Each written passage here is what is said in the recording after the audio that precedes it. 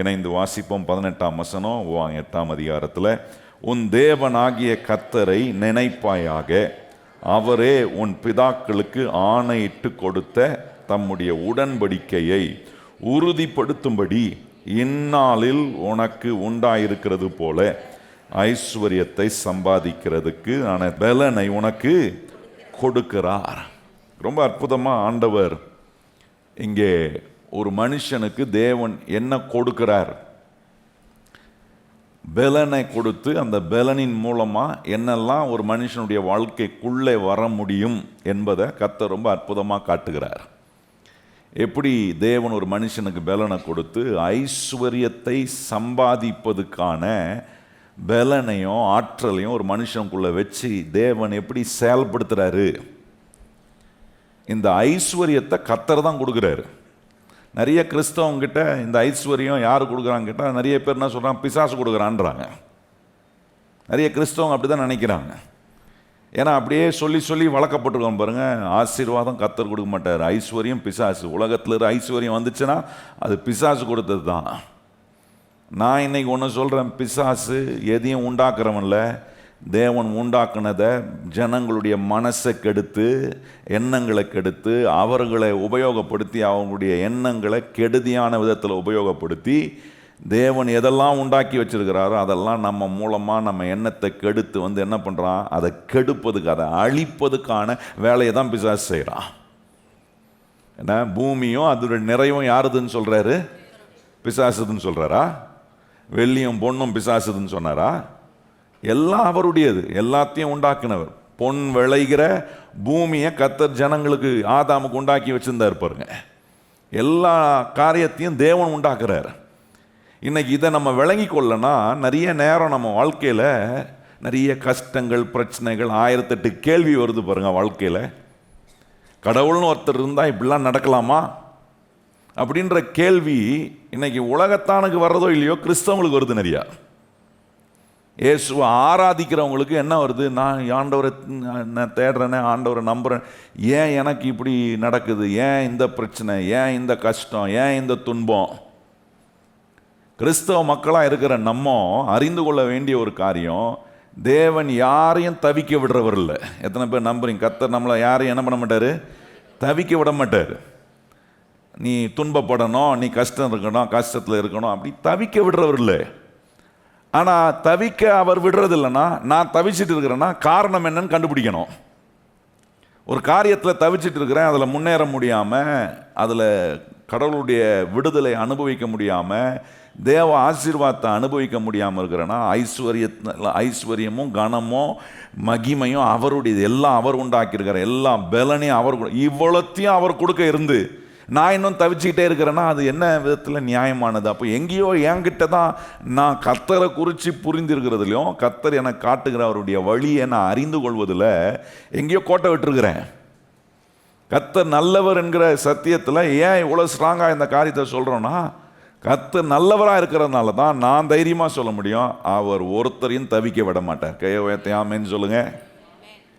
அப்போ ஏன் வேலை செய்ய மாட்டுது, ஏன் நான் தவிக்கிறேன் அப்படின்னா, ஆண்டவர் வச்சிருக்கிற முறைமைகளை கிறிஸ்தவ மக்கள் கொஞ்சம் காது கொடுத்து அது மனசுக்குள்ளே கொண்டு போய் அது வாழ்க்கையில் கஷ்டம்தான், ஆனால் அதை ஆண்டவர் சொல்லும் விதமாக நம்ம செயல்படுத்தும் போது நம்ம தவிக்கிற நிலையிலிருந்து கர்த்தர் நம்மளை படிப்படியாக விடுவித்து அந்த முறைமைகள் தேவ ஆசீர்வாதங்களை நம்ம வாழ்க்கைக்குள்ளே கொண்டு வருகிறது.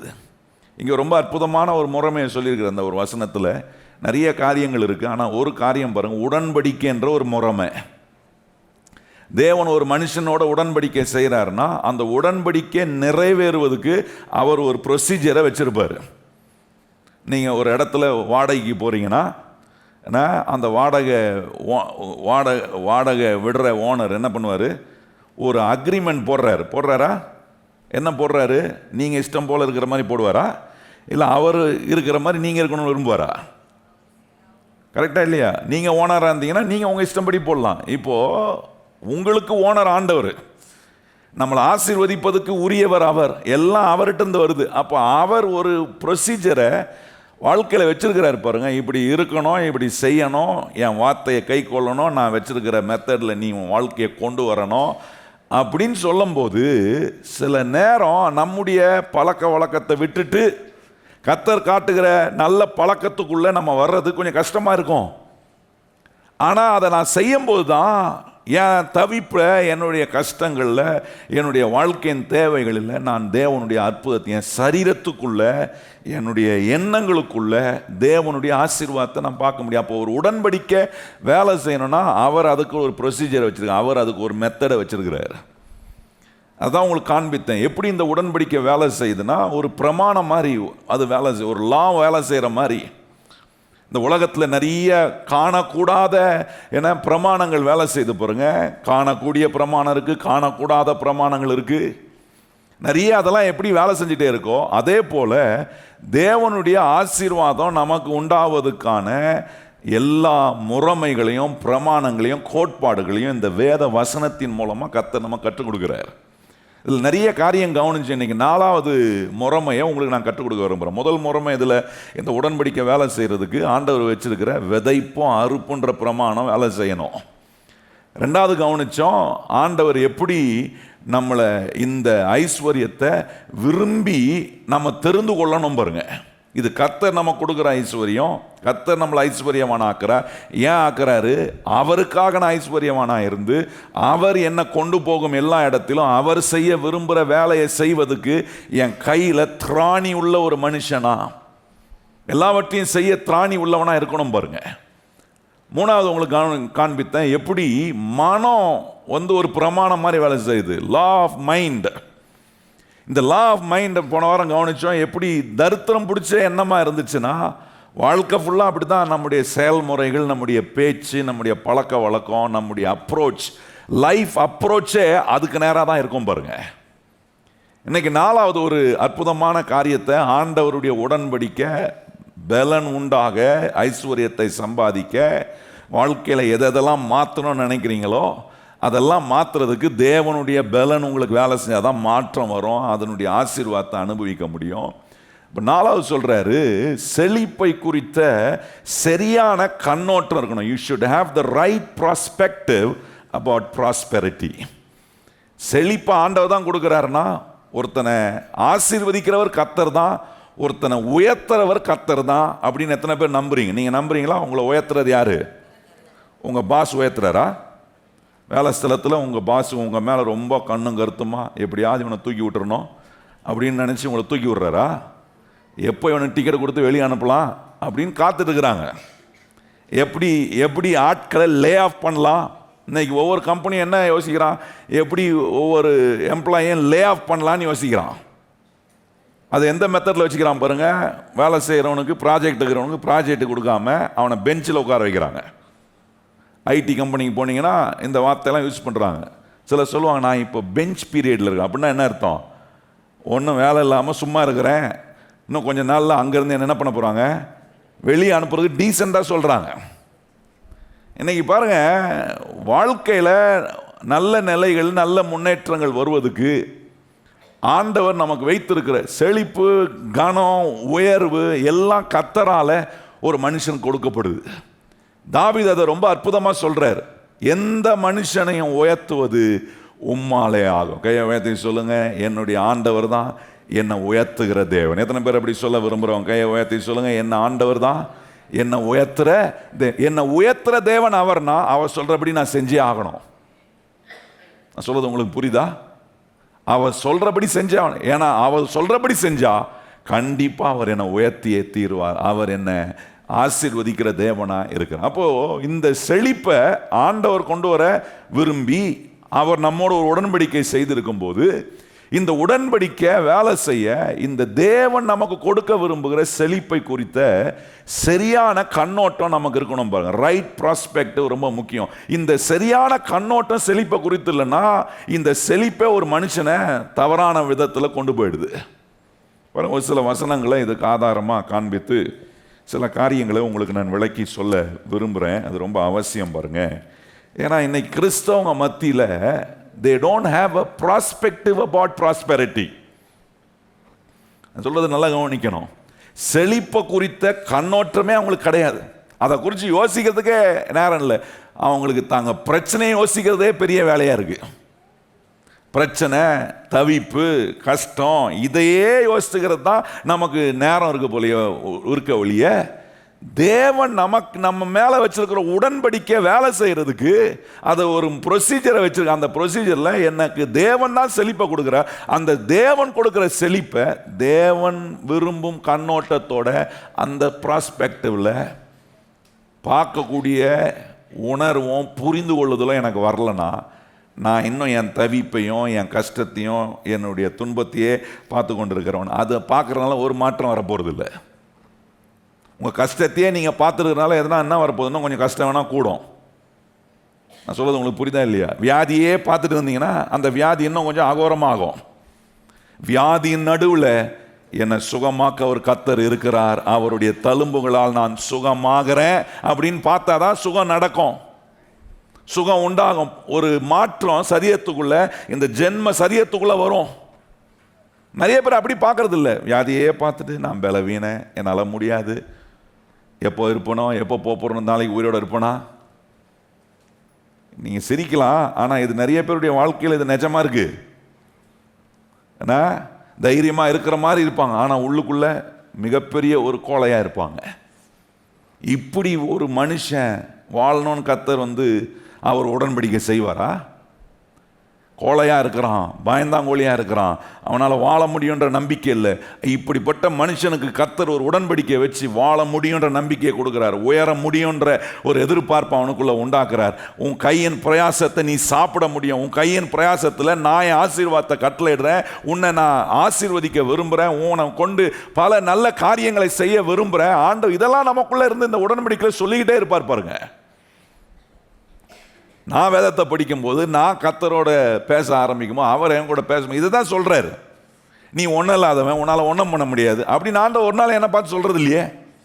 ஆனால் நம்மளை சுற்றி இருக்கிறவங்க எல்லாம் நம்மளை பார்த்து அப்படி சொல்கிறாங்களே, உன்னால் முடியாது, உன்னால் ஒன்றும் செய்ய முடியாது, உன்னால் ஒரு பிரயோஜனம் கிடையாது. நம்ம உடனே அதை அப்படியே கடவுள் வார்த்தை மாதிரி எடுத்து இருதயத்துக்குள்ளே வச்சு தினந்தோறும் தியானம். அவங்களே சொல்லிட்டாங்க, இவங்க உருப்படாதவங்க இன்னொருத்தவங்க உருப்படாமல் போகிறதுக்கு சொல்கிற வார்த்தை. இதுக்கு மேலே இதை விளக்குறதுக்கு வேண்டான்னு நினைக்கிறேன். வசனத்துக்கு போவோம். இங்கே பாருங்கள், 1 தீமோத்தேயு 6:17 சரியான ப்ராஸ்பெக்டிவ் அபவுட் ப்ராஸ்பெரிட்டி, தேவனுடைய செழிப்பை குறித்த சரியான கண்ணோட்டம் வரணும். வரலனா உலகத்தாம் போல யோசிப்பேன், உலகத்தாம் போல யோசித்தேன்னா இந்த ஐஸ்வர்யத்தை குறித்த மயக்கத்திலே வாழ்வேன். ஐஸ்வர்யத்தின் மயக்கத்தில் வாழ கர்த்தர் நமக்கு இதை போதிக்கல. நல்லா கவனிங்க, ஐஸ்வர்யத்தின் மயக்கத்தில் வாழ்றவன் எப்படி இருப்பான்னா, காசே கடவுளப்பா அதுக்கு பின்னாடி போறவனா இருப்பான்.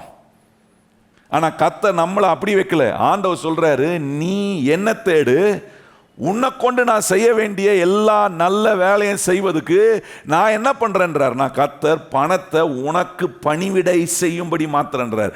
மணி will become a servant to you. இன்னைக்கு நிறைய பேருடைய வாழ்க்கையில் பணம் சர்வெண்ட்டாக இல்லை, பணத்தை கடவுளாக வைக்கணும்னு பார்க்குறான். அதான் இந்த ஐஸ்வர்யம் மயக்கம் ஏன் வருது?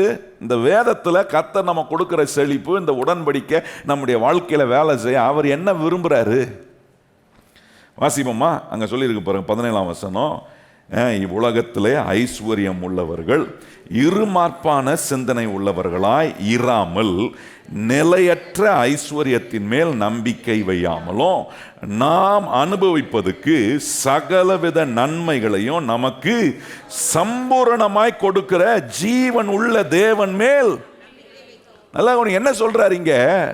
அது மேல போய் நம்பிக்கை வைக்காத, இதெல்லாம் கொடுக்கிற தேவன் மேல நம்பிக்கை வைக்கணும்ன்றார். இன்னைக்கு நிறைய நேரம் பாருங்க, கொஞ்சம் கர்த்தருடைய ஆசீர்வாதம் வந்த உடனே பெருமை வந்துடுது, கொஞ்சம் சம்பாத்தியம் கூடின உடனே என்ன வந்துடுது, பிசாசு அந்த ஐஸ்வர்யத்தை குறித்த சரியான கண்ணோட்டம் இல்லாதனால நமக்குள்ள நம்மளை அறியாமலே ஒரு ப்ரைடை உண்டாக்குறான். அந்த ப்ரைடு என்ன பண்ணுதுன்னா கொஞ்சம் கொஞ்சமா அது செல் பூச்சி மாதிரி. என்ன பூச்சி? கரையான் தெரியுமா? கரையான் இருக்கிறதே தெரியாது, ஆனால் அது வேலையை கரெக்டாக செய்யும். பார்த்துக்கிங்களா? கபோர்டு மாதிரி தான் இருக்கும், ஆனால் ஒரு நாள் கபோர்டே இல்லாமல் போயிடும். அது மாதிரி இந்த ஐஸ்வர்யத்தின் மயக்கம் உள்ள வந்துருச்சுன்னா, அந்த ப்ரைட் வந்துருச்சுன்னா, நான் சொல்றேன், ஒரு நாள் நம்மளை அதை ஒன்னெல்லாம் ஆக்காம போகவே போகாது. இந்த பெருமை வந்துருச்சுன்னா, கஷ்டப்படுற நோத்தனை பார்த்து நம்ம இறக்கப்பட மாட்டோம். அவன் அந்த பாதையில் போட்டான், நான் வரலையா? இரக்கம் இல்லாத பாபம் ஒரு மனுஷனுக்குள்ள வருதுன்னா, அவனுக்குள்ள பெருமை வந்துருச்சு, எங்கேயோ உள்ள பெருமை நுழைஞ்சிருச்சு, கரையான் உள்ள வந்துருச்சு. அதுக்கு தான் தேவனுடைய வசனங்களை கேட்டு நம்மளை சரி செய்ய வேண்டிய காரியங்களை சரி செய்து, தேவன் வைத்திருக்கிற உடன்படிக்கை எனக்கு வேலை என்னோட உடன்படிக்கை பண்ணியிருக்கிற தேவன் சொல்றபடி நான் செய்யணும். அந்த அக்ரிமெண்ட்டுக்குள்ள நான் இருக்கிறேனா? அந்த பவுண்டரிக்குள்ள நான் இருக்கிறேனா? இதை கவனம் வைத்தோன்னா, நான் சொல்றேன், உங்களை கர்த்தர் எல்லா நிலையிலும் அவருடைய பலன் உங்களுக்கு வேலை செய்ய கர்த்தர் உங்க கூட இருந்து அற்புதங்களை ஆண்டவர் உங்க வாழ்க்கையில செய்வார். பாருங்க, சொல்றாரு, இதெல்லாம் நிலையற்ற காரியங்கள். பணம் நிரந்தரமானதில்லை, பொருள் நிரந்தரமானதில்லை. என்னைக்கு எது நம்மளை விட்டு போகணும் நமக்கே தெரியாது. ஆனால் ஒன்று மாத்திரம் நம்ம விட்டு போகவே போகாது, நாம் கர்த்தர் மேல் வைக்கிற நம்பிக்கை மாத்திரம். இந்த உலகத்திலும் அது நமக்கு உதவியாக இருக்கும், மறுமையிலும் அது நமக்கு பெரிய ஆதாயமாக இருக்கு. இந்த நம்பிக்கையின் மேலே, இதுதான் நிலை. கர்த்தர் மேலே நான் வைக்கிற நம்பிக்கை, என் மேலே என்னோட உடன்படிக்கை செஞ்சிருக்கிற தேவன் மேலே நான் வைக்கிற நம்பிக்கை இருக்கு பாருங்க. அது ஒரு மனுஷனை மிகப்பெரிய காரியங்களெல்லாம் கர்த்தர் அவனை கொண்டு செய்ய வைப்பதுக்கு, அவன் கையில் ஐஸ்வர்யத்தை சம்பாதிப்பதுக்கான பலனை கொடுக்கிறார். என்னைக்கு என் கண்ணோட்டம் பொருள் மேல, என்ன, கர்த்தர் கொடுக்கிற ஐஸ்வர்யத்தின் மேல கண்ணு போய் கர்த்தர் மேல இருக்க வேண்டிய கண்ணை எடுத்துட்டேன்னா, நம்மளை அறியாமலே உள்ள ஒரு பெருமை வந்தது பாருங்க. தேவன் விரும்புகிற விதத்தில் தேவன் கொடுக்கிற செழிப்பின் கண்ணோட்டம் நமக்கு வரும்போது, அடுத்த வசனம் சொல்றாரு பாருங்க, எப்படி இருக்கும் அப்படின்ற சில வசனங்கள் இந்த அதிகாரத்தில் காட்ட விரும்புகிறேன். இப்படிப்பட்ட கரெக்டான ப்ராஸ்பெக்டிவ் அபவுட் ப்ராஸ்பெரிட்டி இல்லைன்னா, நம்முடைய வாழ்க்கையில் ஏதோ விதத்தில் நம்முடைய நம்பிக்கையை கர்த்தர் மேலே வைக்காம, நம்ம கண்ணை கர்த்தர் மேலே திருப்பாம வேற எங்கேயோ பார்த்துட்டு இருக்கிறேன், வேற எதையோ நான் கான்சன்ட்ரேட் பண்ணுறேன்.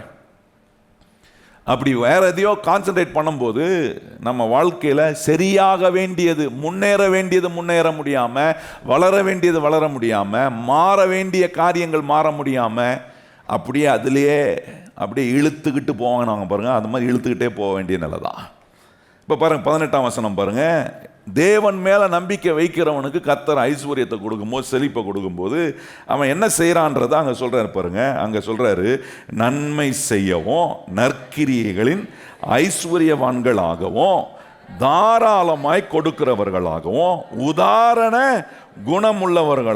உள்ளவர்களுமாய் இருக்கவும் நித்திய ஜீவனை பற்றி கொள்ளும்படி வருங்காலங்களுக்காக தங்களுக்கு நல்ல ஆதாரத்தை பொக்கிஷமாக வைக்கவும் அவர்களுக்கு கட்டளையிடு. நல்லா கவனித்து பாருங்க, என்ன சொல்ற, நற்கிரியைகள் எல்லாம் செய்ய தாராள குணமுள்ளவனாய், உதார குணமுள்ள ஒரு மனுஷனாய் இருக்க, தேவன் கொடுக்கிற அந்த ஐஸ்வர்யத்தின் மேல தேவன் விரும்புகிற கண்ணோட்டம் இருந்தா நற்கிரியெல்லாம் செய்யலாம்.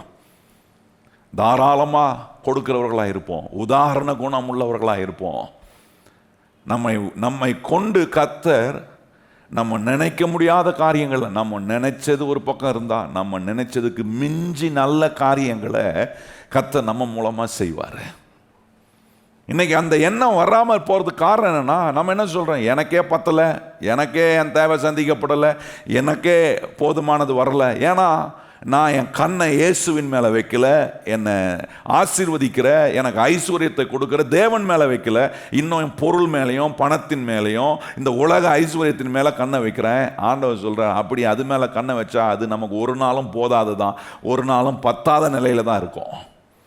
ஆனால் என்னைக்கு என் கண்ணை கர்த்தர் மேலே திருப்புறனோ, கர்த்தர் அதை பெருகப்படுத்த என் கையின் கிரியைகளை ஆசீர்வதிக்கிறார், எனக்கு நன்மையை உண்டாக்கக்கூடிய வேலைகளெல்லாம் கர்த்தர் செய்கிறார். இப்படிப்பட்ட கண்ணோட்டம் நமக்கு இல்லைன்னா நம்ம எப்படிப்பட்ட எண்ணமுடையவர்களா, எப்படிப்பட்ட பிரதிபலிக்கிறவர்களாக இருப்போன்றத வேதம் அதே அதிகாரத்தில் சில காரியங்கள்லாம் சொல்லுது பாருங்கள். அதை உங்களுக்கு காண்பிக்க வரும். 6ஆம் வசனத்தில் கவனித்து பாருங்கள். 1 தீமோத்தேயு 6ஆம் அதிகாரம் 6ஆம் வசனம் வாசிப்போமா எல்லாரும். போதும் என்கிற மனதுடனே கூடிய தேவ பக்தி மிகுந்த ஆதாயம். நல்லா கவனிங்க. If you have the right perspective about prosperity, தேவன் கொடுக்கிற செழிப்பை குறித்த சரியான கண்ணோட்டம் இருக்குன்னா, சரியான விதத்தில் புத்தி உள்ளவர்களாய், பக்தி உள்ளவர்களாய், போதும் என்கிற நிலையை அறிந்து கொள்ள, நிதானித்து கொள்ளக்கூடியவர்களாய் நாம் இருப்போம். அது இல்லைன்னா தான் தொடர்ந்து வாசிக்கிற வசனம் நிறைய பிரச்சனைகள் அங்கே சொல்றது பாருங்க. அடுத்த வசனம் சொல்றாரு பாருங்க, உலகத்திலே நாம் ஒன்றும் கொண்டு வந்ததும் இல்லை, இதிலிருந்து நாம் ஒன்றும் கொண்டு போவதும் இல்லை என்பது நிச்சயம். எத்தனை பேருக்கு இது நிச்சயமா தெரியுமா?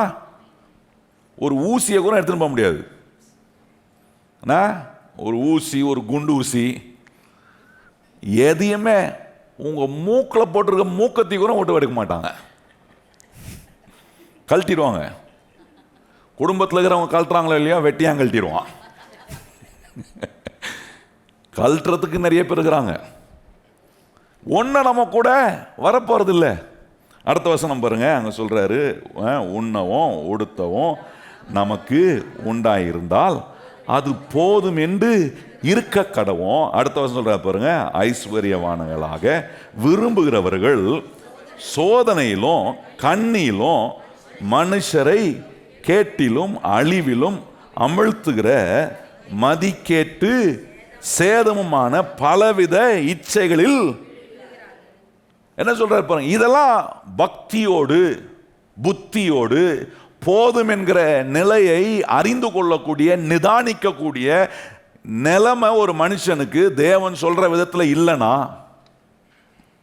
அவனுக்கு தெரியாது, நான் ஒன்னுத்தையும் கொண்டு போக போறது இல்லை, ஒன்னும் என் கூட வரப்போறது இல்லை. அதனால நான் இருக்கும் போதே எல்லாத்தையும் தேவன் விரும்புகிறபடி நான் உபயோகப்படுத்தக்கூடிய கர்த்தருடைய எண்ணம் நிறைந்த ஒரு மனுஷனா, கர்த்தர் பார்க்கும் விதத்தில், கர்த்தர் உபயோகப்படுத்த நினைக்கிற விதத்தில் மனசார, அதான் வாசித்தேன் 18ஆம் வசனம் வாசித்தேன், உதார குணம் உள்ளவர்களாக, தாராளம் உள்ளவர்களாக, நற்கிரியைகளை செய்கிறவர்களாய்.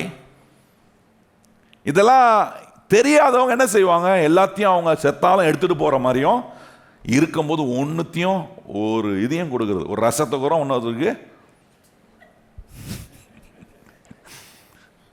அந்த ரசம் வீட்டிலேருந்து கெட்டு போனால் கெட்டு போட்டோம் வெளியே, பக்கத்து வீட்டுக்காரங்களுக்கு என்ன பண்ணுறது இல்லை. சும்மா நீங்கள் புரிஞ்சுக்கிறதுக்காக ரசம்னு சொல்கிறேன். கடைக்காரனே சொல்கிறான், சிக்கனை வாங்கி ஃப்ரிட்ஜில் என்ன பண்ணாதீங்க, வைக்காதீங்க. நம்ம ஆளுங்க ஸ்பெஷலிஸ்ட்டு, அந்த சிக்கன் எப்படி கெட்டு போகாமல் ஃப்ரீசரில் தூக்கி போட்டு அதை எப்போ எடுத்து சூடாக்கி, அதெல்லாம் ஒரு பக்கம் இருக்கட்டும் பாருங்க. அங்கே சொல்கிறாரு, ஐஸ்வர்யமா இப்படி ஏதோ நம்ம கூட வரப்போகிறது இல்லை, இருக்கும்போது இந்த வாழ்க்கையை உபயோகப்படுத்தி என்னெல்லாம் நற்கிரியை செய்யணுமோ, எங்கெங்கெல்லாம் தாராளமாக கொடுக்கணுமோ, எங்கெங்கெல்லாம் உதார குணம் உள்ளவர்களா, இதெல்லாம் தேவன் ஒரு மனுஷனுக்கு செழிப்பை கொடுக்குறாங்க. இந்த எண்ணத்தை கொடுப்பாரு, சொல்லுவார், நீ சாப்பிட்றதுக்கு இருந்தால் போதா, என்னதுக்கு அதுக்கு மேலே என்னத்துக்கு சேர்த்து வைக்க போற, உடுத்துறதுக்கு இருந்தால் போதா, அதுக்கு மேலே என்னத்தை பேச சேர்த்து வைக்க போற, கொடு தாராளமா, அதுக்கு தான் உன் கையில் கொடுக்குறேன். இந்த எண்ணம் இல்லைன்னா நான் சொல்றேன், நமக்கு நிரம்பி வழிகிற நிலை வராது. நமக்கு அப்படியே ஒரு மாதிரி தேக்க நிலை ஃபர்ஸ்ட் ஏற்படும், தேக்க நிலையிலிருந்து அப்படியே கீழே குறைந்து போகிற நிலை வந்துடும்.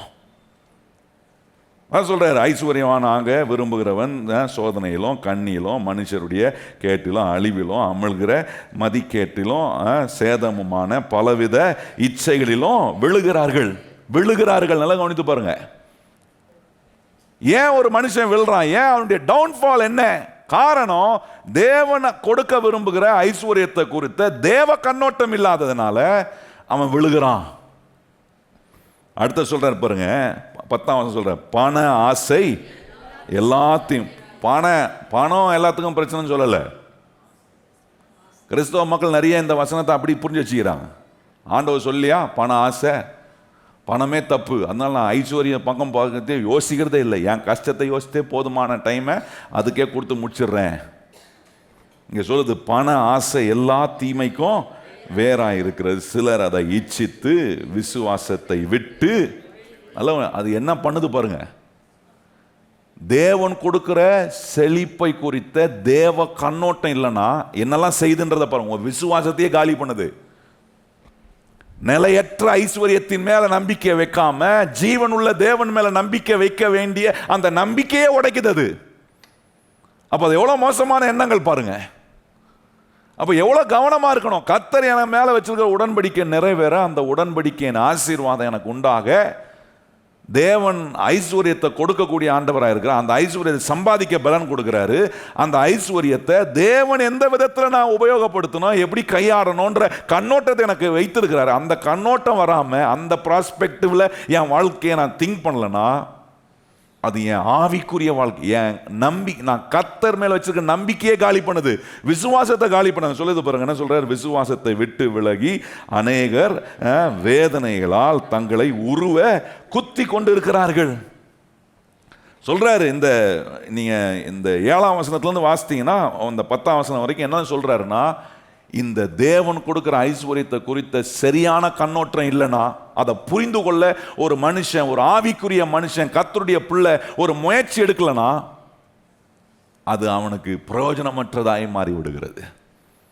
இதெல்லாம் சொல்லிட்டு பவுல் இப்போ பாருங்க தீமோத்தேயுக்கு சொல்றாரு, அங்க 11ஆம் வசனம் சொல்றாரு, வாசிப்போமா, நீயும் தேவனுடைய மனுஷனே இவைகளை விட்டு ஓடி நீதியையும் தேவ பக்தியையும் விசுவாசத்தையும் அன்பையும் பொறுமையும் சாந்த குணத்தையும் அடையும்படி சொல்றாரு. எதை நாடு? விசுவாசத்தை நாடு, தேவ பக்திய நாடு.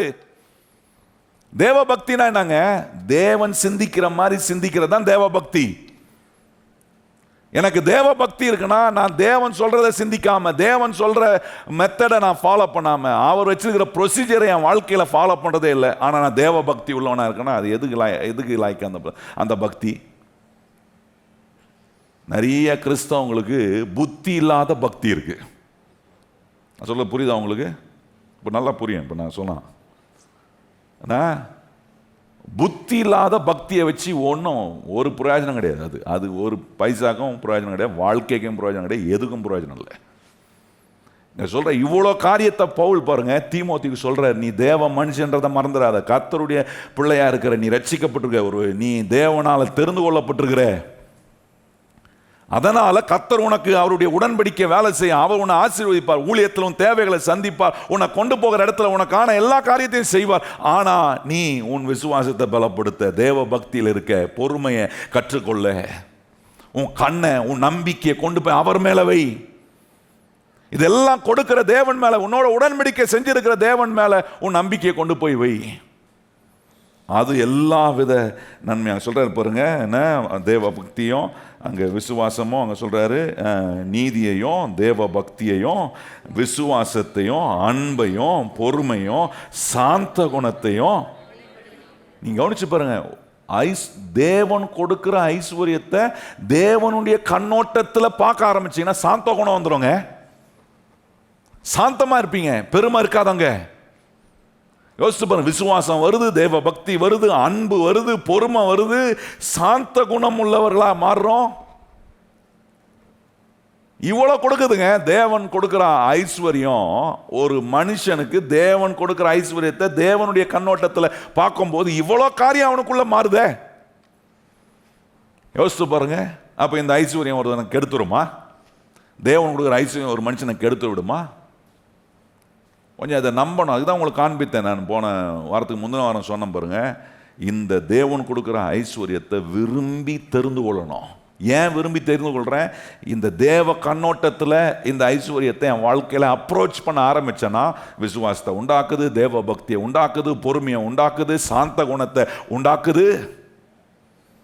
அதுக்கப்புறம் 12ஆம் வசனம் சொல்றாரு, விசுவாசத்தின் நல்ல போராட்டத்தை போராடு, நித்திய ஜீவனை பற்றிக்கொள், அதற்காகவே நீ அழைக்கப்பட்டாய், அநேக சாட்சிகளுக்கு முன்பாக நல்ல அறிக்கை பண்ணுகிறவனுமாய் இருக்கிறாய். நல்லா கவனித்து பாருங்க. நல்ல அறிக்கை, நல்ல ஒரு சாட்சி, நல்ல ஒரு வாழ்க்கையை வாழ்ற, இதுதாங்க கர்த்தர் ஒரு மனுஷனுக்கு கொடுக்கிற ஐஸ்வர்யம். அவனை நல்லாக்குது, அவனை தவிக்க விடுறதில்லை, அவனுடைய வாழ்க்கையை நல்லா ஆக்கி காட்டுற. பாருங்க, இதை தான் உங்களுக்கு போன வாரம் காமிச்சேன். உபாகமத்தில் நம்ம வாசித்த வசனத்தில் அங்கே ஒரு காரியம் சொல்றாரு பாருங்க. ஆண்டவர் தேவைகள்லாம் சந்திச்சு அவங்களுக்கு எல்லா ஆசீர்வாதத்தையும் கொடுத்து இப்போ அவங்களுக்கு ஒரு காரியத்தை எச்சரிப்பா சொல்றாரு. என்ன சொல்றாருன்னா, எல்லாம் சாப்பிட்டு நீ திருப்தியாக இருந்து எல்லாத்தையும் அனுபவிக்கும் போது இதெல்லாம் கொடுத்த உன் தேவனை நீ என்ன பண்ணிடாத மறந்துடாத அப்படின்ற 10ஆம் வசனம் வாசிப்போமா? அங்க சொல்றாரு பாருங்க, ஆகையால் நீ புசித்து திருப்தி அடைந்து இருக்கையில். உபாகம் 8:10 அங்க சொல்றாரு பாருங்க, என்ன சொல்றாரு? ஆகையால் நீ புசித்து திருப்தி அடைந்து இருக்கையில் உன் தேவனாகிய கர்த்தர் உனக்கு கொடுத்த அந்த நல்ல தேசத்துக்காக அவரை ஸ்தோத்தரிக்க கடவாய். மறக்காத. தேவன் ஒரு மனுஷனுக்கு ஐஸ்வர்யத்தை கொடுக்க, ஐஸ்வர்யத்தை சம்பாதிக்க பலன் கொடுத்து, அந்த ஐஸ்வர்யத்துக்கான கண்ணோட்டத்தை கர்த்தர் கொடுக்கும் போது அவன் கண்ணை கர்த்தரை விட்டு திருப்பவே மாட்டான். தேவனை விட்டு அவனுடைய கவனம் திரும்பாது. என்ன உயர்வு, என்ன நிலையில் கர்த்தர் நம்மளை, என் கண்ணை அவர் மேலே வைப்பேன். நல்லா கவனிங்க. கர்த்தர் மேலே உங்கள் கண்ணை வைக்கிறதுனால எவ்வளோ லாபம் தெரியுமா? எவ்வளோ பெனிஃபிட் உங்களுக்கு உண்டாகுது தெரியுமா? எவ்வளோ நல்ல காரியங்கள் நீங்கள் செய்யலாம் தெரியுமா? உங்கள் வாழ்க்கையில் உங்களை கர்த்தர் எவ்விதமான விதங்களில் கர்த்தர் உபயோகப்படுது, மேலான விதத்தில் கர்த்தர் உங்களை உபயோகமாக்குவார். நல்லா கவனிங்க. சொல்கிறேன், நீ சாப்பிட்டு திருப்தியாக இருக்கும்போது என்ன பண்ணாத, உன் தேவனாகிய கர்த்தரை மறந்து போகாமல் நீ உன் தேவனை ஸ்தோத்தரிக்க நீ கவனமாக இருக்க வேணும் அப்படின்றாரு. அடுத்த வசனம், தேவனாகிய கர்த்தரை மறவாத படிக்கும் நான் இன்று உனக்கு விதிக்கிற அவருடைய கற்பனைகளையும் நியாயங்களையும் கட்டளைகளையும் கை கொள்ளாமல் போகாத படிக்கும் எச்சரிக்கையாயிரு, கவனமாக இருக்கணும்ன்றார். அதில் கொஞ்சம் கூட திரும்பிடாத. என் மேலே நீ வைக்க வேண்டிய நம்பிக்கையை விட்டு வேற எது மேலே நம்பிக்கை வச்சிடாத. எனக்கு தான் நல்ல வேலை இருக்குது, பர்மனன்ட் ஜாப். என்ன ஜாபு? சில சொல்லுவாங்க, எங்களுக்கு பர்மனன்ட் ஜாப், நாங்கள் சாவர வரைக்கும் எங்களுக்கு பிரச்சனையே இல்லை, நான் செத்தாகிறோம் என் வீட்டுக்கு பென்ஷன் வரும் அப்படின்னு சொன்னவங்களுக்கெல்லாம் இப்போ பென்ஷனே இல்லாமல் ஆகிட்டான்.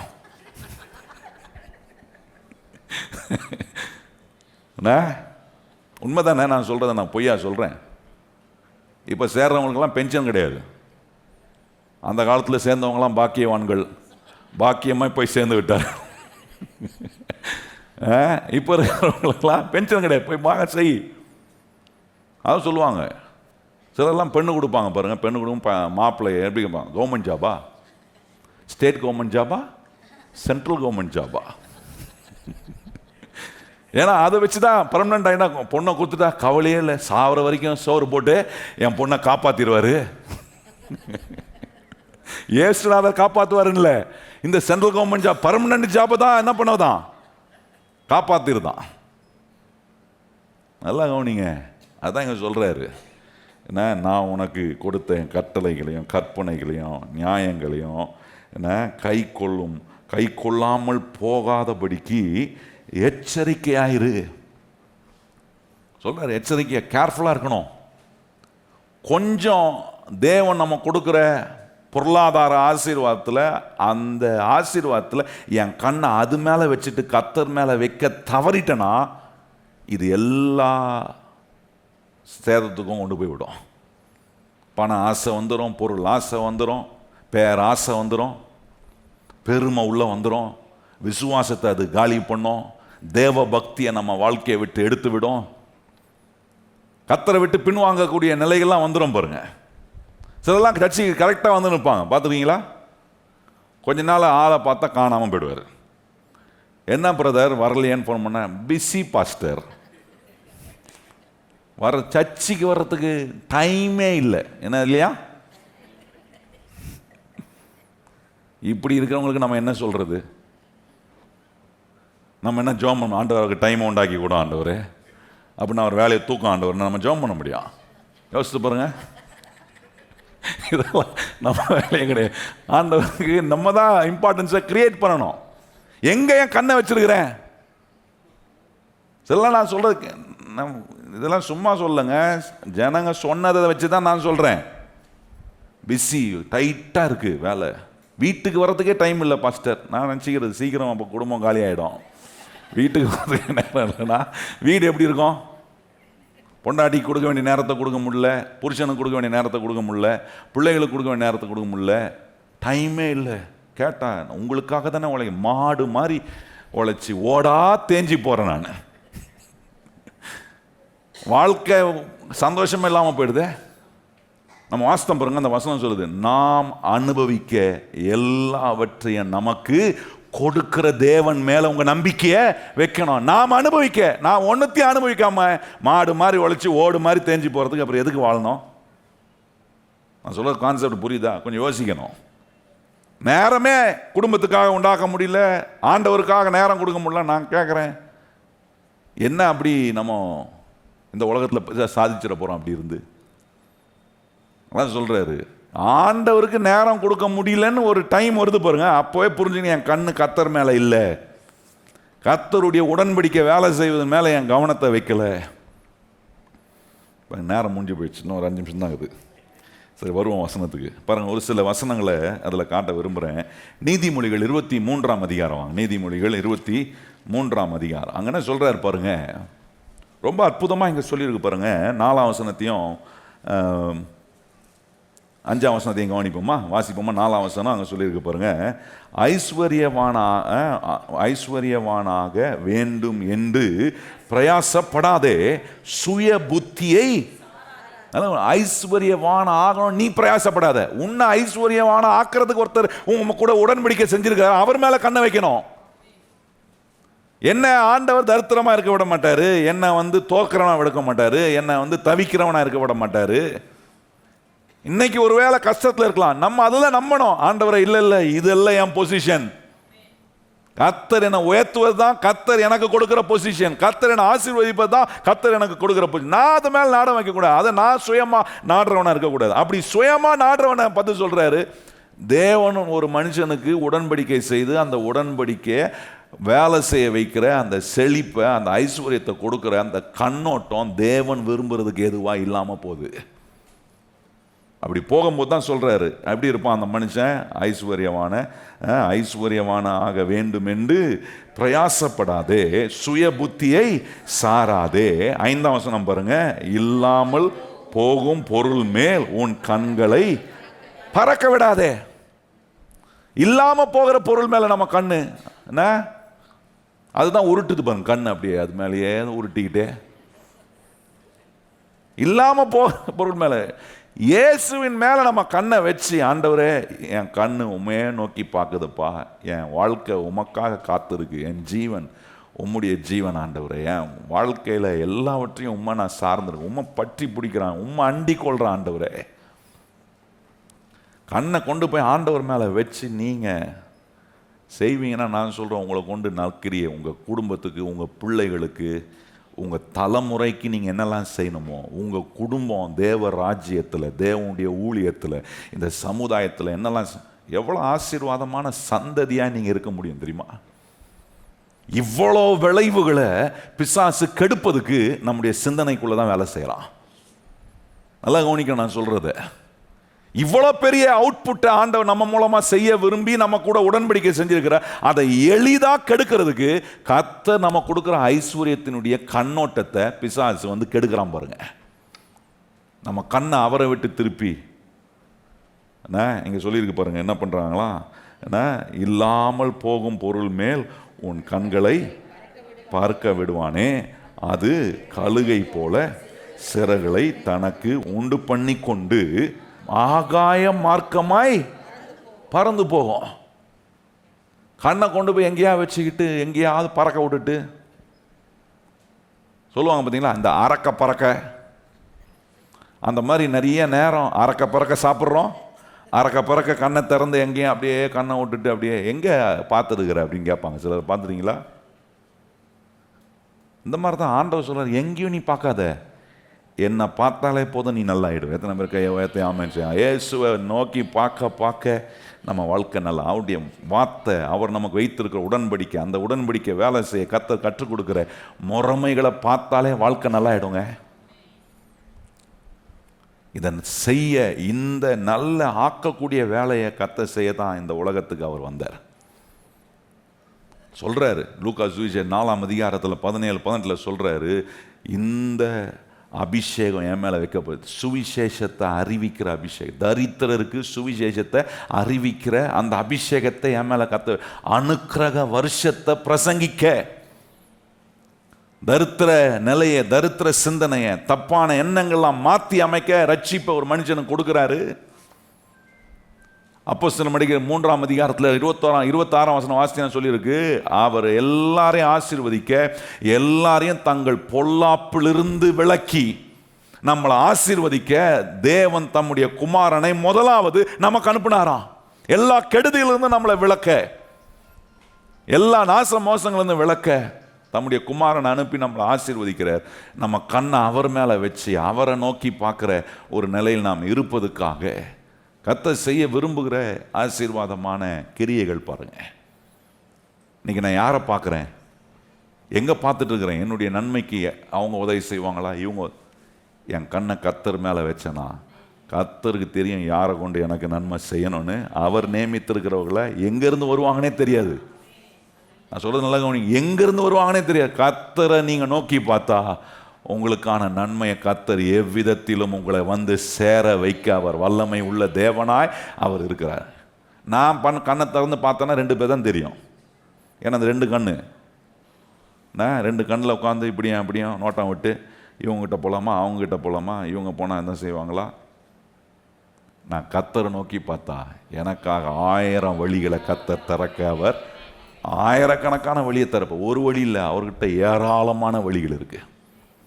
உங்களுக்கு அற்புதம் செய்ய அவர் எங்கெங்கெல்லாம் வாசலை திறக்கணுமோ திறப்பார். கையை வச்சு சொல்லுங்க, எனக்கு அற்புதம் செய்ய கர்த்தர் எங்கெங்கெல்லாம் வாசலை, யார் உள்ளத்தை திறக்கணுமோ, என்ன எந்த மனுஷன் மூலமாக தயவு அந்த மனுஷனை பார்க்க வைப்பார். நமக்கே தெரியாது அவங்க நம்மளை பார்க்குறாங்கன்னு, ஆனால் அவங்கள பார்க்க வச்சு அவங்க மூலமாக இரக்கத்தை கர்த்தர் நமக்கு உண்டாக்கி ஆசீர்வாதத்தை கொடுத்து அந்த ஆசீர்வாதத்தை வச்சு நம்மளை நன்மை செய்யக்கூடியவர்களாய், நற்கிரியைகளை செய்கிறவர்களாய், உதாரண குணமுள்ள தாராளமாய் கொடுக்கிறவர்களாய் கர்த்தர் நம்மளை மாற்றுவார் பாருங்க. இப்படிப்பட்ட வேலையை செய்ய இப்படிப்பட்ட விதத்தில் இயேசுநாதர் நமக்குள்ள விடுதலைலாம் உண்டாக்கியிருக்கிறார் பாருங்க. கல்வாரி சிலுவையில் வந்து நம்மளை விடுதலை ஆக்கி நம்முடைய அக்கறங்களெல்லாம் அவர் ஏற்றுக்கொண்டு நம்முடைய தரித்திரத்தெல்லாம் அவர் ஏற்றுக்கொண்டு அவர் நம்மளை ஐஸ்வர்யமானாக்க நம்மளை நீதிமானாக்க தம்மிடத்தில் இருக்கிறதெல்லாம் நமக்காக கொடுக்குறார். என்ன மாதிரி ஒரு ஆசீர்வாதம் பாருங்க. ஒவ்வொரு நாளும் அவர்கிட்ட இருக்கிறத நமக்கு கொடுக்க விரும்புகிறார். நம்ம கிட்ட இருக்கிறதெல்லாம் எடுத்து நம்மளை விட்டு போடுறாரு, வெளியே போடுறாரு. ஆனால் அவருக்குள்ள இருக்கிறதெல்லாம் எடுத்து நமக்குள்ள வைக்கும்படி பிரயாசப்படுறாரு. எப்படிப்பட்ட தேவனை ஆராதிக்கிறேன். என்கிட்ட இருக்கிற கெடுதலாம் எடுத்து போட விரும்புகிறாரு, அவர்கிட்ட இருக்கிற நல்லதெல்லாம் எனக்குள்ள கொடுத்து என்னை நிரப்ப விரும்புகிறாரு. அவருடைய ஆசீர்வாதத்தை கொடுக்க விரும்புகிறார். அவருடைய எண்ணங்களை, என் கண்ணை அவரை நோக்கி பார்க்க, அவர் மேல் நம்பிக்கையாக இருக்க கூடிய வேலையெல்லாம் கர்த்தர் செய்கிறாரு பாருங்க. இவ்வளோ வேலையை கர்த்தர் செய்கிறாரு. ஆனால் நிறைய நேரம் கர்த்தருடைய பிள்ளைங்க நம்ம மெய்யாகவே நம்மளை ஒருத்தர் மீட்டு கொண்டு இருக்கிறார், நமக்காக நன்மை செய்ய ஒரு ஆண்டவர் இருக்கிறார்ன்றதை எண்ணி பார்க்குறதே இல்லை பாருங்க. அமெரிக்க தேசத்தில் ஆபிரகாம் லிங்கன் வந்து பிரசிடெண்ட்டாக இருந்தபோது அந்த நாட்களில் வந்து நிறைய இந்த நீக்ரோ ஆட்கள் என்ன செஞ்சாங்களாம், அடிமையாக போய் எடுத்தார்களாம். அடிமையாக எடுக்கும்போது என்ன பண்ணுவாங்கன்னா, அவன் நல்ல வாட்ட சாட்டமாக இருக்கானா, இவனை அடிமையாக காசு கொடுத்து எடுத்தா வந்து எல்லா வேலையும் செய்யறதுக்கு ஃபிட்டாக இருக்கிறானா பார்த்து தான் என்ன பண்ணாங்களாம், கொண்டு போய் அடிமைகளை வாங்கி அவங்க வீட்டில் வச்சு ஒரு ஸ்லேவ் மாதிரி ஒரு அடிமையை வேலை செய்ய வச்சாங்களாம் பாருங்க. அவர்கள் நடுவே ஒரு புரட்சி உண்டாகி இந்த அடிமையாக இருக்கிற மக்கள், அந்த கருப்பின மக்களுக்கெல்லாம் ஒரு விடுதலை உண்டாக்கணும்னு சொல்லி ஆபிரகாம் லிங்கனுடைய பீரியடில் என்ன பண்ணாங்க, ஒரு ஃப்ரீடம் உண்டாச்சு பாருங்க. எந்த மனுஷனும் எந்த மனுஷனுக்கும் அடிமை கிடையாது அப்படின்ற ஒரு ஃப்ரீடமை டிக்ளேர் பண்ணாங்களாம்.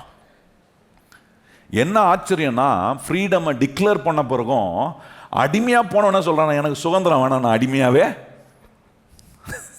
எப்படி இருக்கு பாருங்க.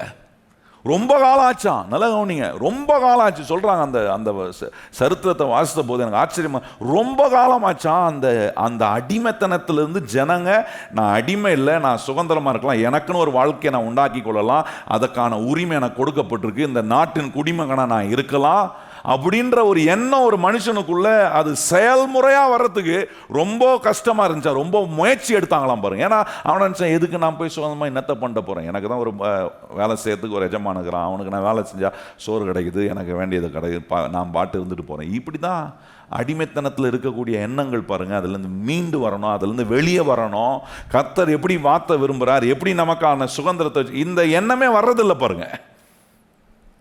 ஒரு நாட்டில் இருக்கிற மக்களுக்கு ஒரு சுதந்திரம் கொடுத்த போதே அடிமையாக போன ஒருத்தனுக்கு அவங்களுக்கே அதுலேருந்து வெளியே வர்றதுக்கு நாங்கள் அடிமையாகவே இருந்துடுறோம், அதிலே எங்களுக்கு செட் ஆயிடுச்சிங்க.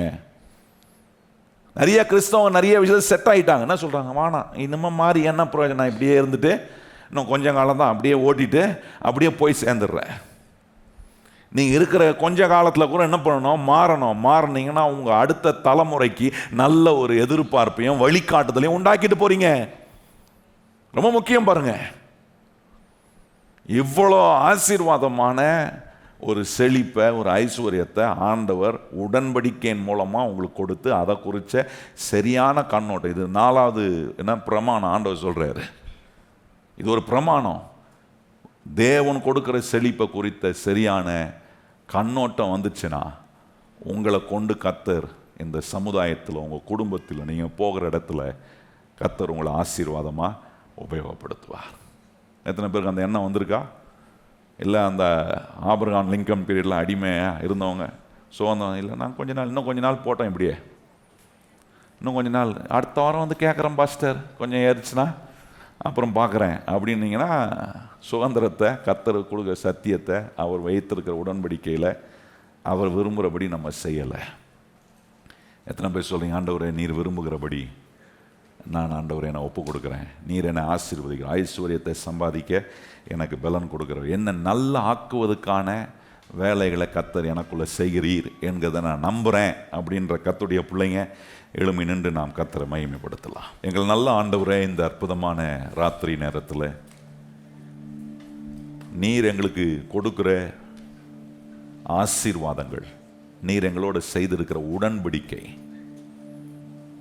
அதில் நீர் ரொம்ப அக்கறை உள்ளவராக இருக்கிறீர். நாங்கள் அதை குறித்து சிந்திக்கலனாலும் எங்களை சிந்திக்கும்படி அந்த நல்ல தூண்டுதலை உண்டாக்குகிறீர். இங்கே வந்திருக்கிற ஒவ்வொரு கர்த்தருடைய பிள்ளைகளுக்குள்ளேயும் அந்த நல்ல தூண்டுதலை இன்னைக்கு உங்களுடைய வசனம் என்கிற விதையின் மூலமாக அவங்களுடைய இருதயத்துக்குள்ளே விதைச்சிருக்கிறீர் ஆண்டவரே. இதை அவங்க சிந்திக்கட்டும், இதை அவங்க தியானிக்கட்டும். இதுக்கு எதிரான சிந்தனைகள் வந்த ஆண்டவர் உங்களுடைய பிள்ளைகளுக்குள்ள கேட்ட இந்த சத்தியத்தின் மூலமா ஆண்டவரே அவங்களுடைய மனதை நீர் புதிதாக்குவீராக. கர்த்தர் என ஆசீர்வதிக்கிறார். ஐஸ்வர்யமும் கனமும் எந்த மனுஷனாலும் வர்றதில்லை, இந்த உலகத்தினாலும் வர்றதில்லை. இது என் ஆண்டவர் எனக்கு கொடுக்கிற ஆசீர்வாதம். ஏன்னா அவர் என்னோட செய்திருக்கிற உடன்படிக்கையில் எனக்கு கிடைக்கிற ஒரு பெரிய பாக்கியம் இது. இந்த ஆசீர்வாதத்தையும் இந்த பாக்கியத்தை நான் இழந்து வாழக்கூடாது. அதுக்கு நான் என்ன செய்யணும், அதை அடையிறதுக்கு நான் என்ன செய்யணும் ஆண்டவரே, அதை தான் இன்னைக்கு கற்றுக் கொடுத்து சரியான கண்ணோட்டம். தேவன் கொடுக்கிற ஐஸ்வர்யம் எனக்கு கெடுக்காது. அது எனக்குள்ள பக்தி விருத்தியும், தேவ பக்தியும், விசுவாசத்தையும், பொறுமையும், ஆண்டவரே சாந்த குணத்தையும் எங்களுக்குள்ள அப்படிப்பட்ட நல்ல காரியங்களை உண்டாக்கி நல்ல கிரியைகளை, நற்கிரியைகளை செய்ய தாராளமாக கொடுக்க, உதாரத்துவமாக கொடுக்க கூடிய நிலைகளில் நாங்கள் ஆசீர்வதிக்கப்பட நீர் எங்கள் மேல வைத்திருக்கிற உடன்படிக்கை ஆண்டவர் ஐஸ்வர்யத்தை சம்பாதிக்க நீர் எங்களுக்கு பலன் கொடுக்கிறதுக்காக ஸ்தோத்திரம் ஆண்டவரே. உடைய பிள்ளைகள் ஒவ்வொருவரையும் ஆசீர்வதியும். உடைய நன்மையும் கிருபையும் உடைய பிள்ளைகளை தொடரட்டும். இயேசு கிறிஸ்துவின் நாமத்தில் ஜெபிக்கிறோம் எங்கள் நல்ல பிதாவே, ஆமென். இப்பொழுது நம்முடைய கர்த்தராகிய இயேசு கிறிஸ்துவினுடைய கிருபையும் பிதாவாகிய தேவனுடைய அன்பும் பரிசுத்த ஆவியானவருடைய அந்யோன்ய ஐக்கியமும் இன்றும் என்றும் சதா காலங்களும் நம் அனைவருடன் நிலைத்திருப்பதாக. எல்லாரும் இணைந்து சொல்லுவோம். என் ஆத்துமாவே கர்த்தரை ஸ்தோத்திரி, என் முழு உள்ளமே அவர் பரிசுத்த நாமத்தை ஸ்தோத்திரி. என் ஆத்துமாவே கர்த்தரை ஸ்தோத்திரி, கர்த்தர் செய்த சகல உபகாரங்களையும் மறவாதே. ஆமென்.